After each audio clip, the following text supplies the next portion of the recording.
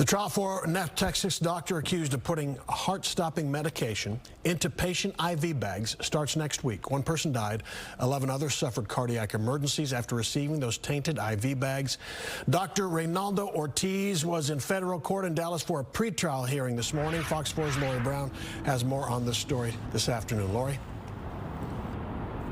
Steve, cameras are not allowed in federal court, but I can tell you that Dr. Ortiz's appearance has changed from when he worked at this Baylor Scott & White's surgery center in North Dallas. His hair is now longer and wider. Surveillance video captured Dr. Raynaldo Ortiz placing IV bags into a warmer again and again at Baylor Scott & White Surgicare, North Dallas, minutes before nurses took bags out of the same location.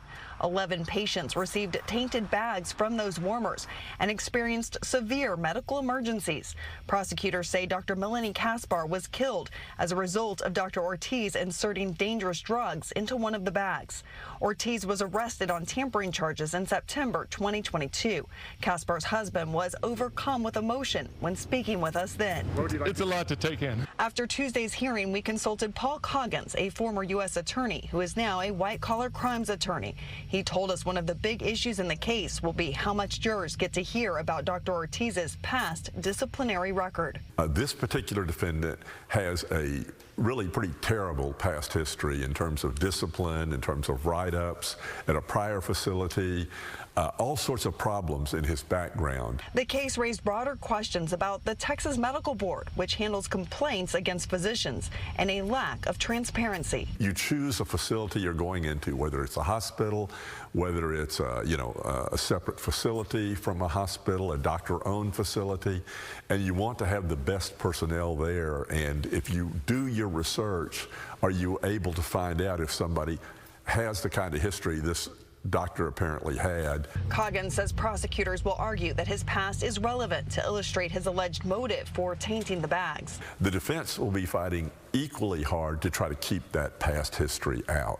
And as for this seemingly incriminating video, Ortiz's attorneys have argued that it does not show him inserting drugs into the IV bags. To the surveillance tapes, I think they're important because they help the government establish opportunity. He had an opportunity to do this because they've got the surveillance tape that shows he could have gotten to the IV bags to doctor them, to adulterate them. What the defense will try to prove is he's not the only person who had the opportunity to do that. If convicted on all counts, Ortiz faces a maximum sentence of life in federal prison. In the federal system, life means life. It means basically you come out of prison in a pine box.